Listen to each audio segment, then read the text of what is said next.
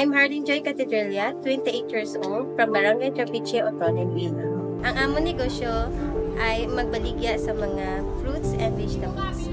Ang amon pangalan sa amon negosyo ay Joy and Fruits and Vegetable Stand, diri makita sa Farmers Bazaar, Iloilo, Plazuela 2, upper level parking lot.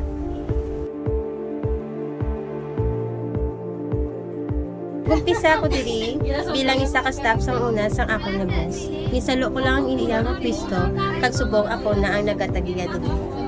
Kasayang sang opportunities na ibidig sa akong nabos diri sang una, amo na nga ginsalo ko ang iyang pwesto kag panugot sa mga regular customer nga balik-balik diri.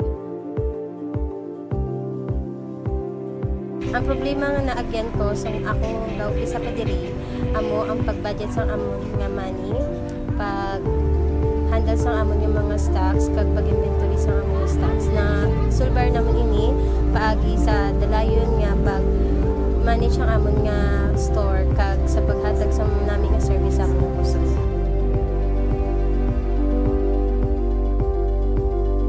Ang kinalain namon sa iban diri amo ang pagatipan namon sa mga customer namon nga ginakabig namon as pamilya.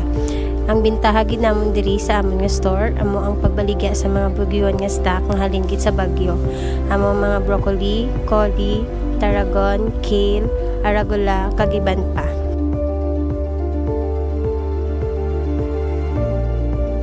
Ang pamaagi nga ginaubra namon para inganyo ang amon mga customer amo ang panami isang amon nga mga stocks ginapuno gid namon para sa layo pa lang mainganyo na sila.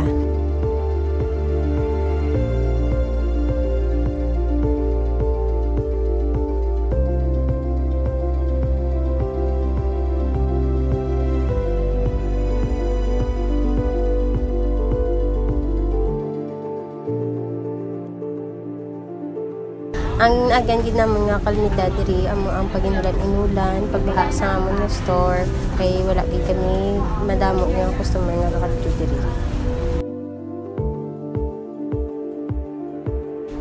Ang plano ko nga mapalawig ang amon nga negosyo amo ang pag-maintain sa amon nga mga stocks kag paghatag serbisyo sa amon nga mga customer.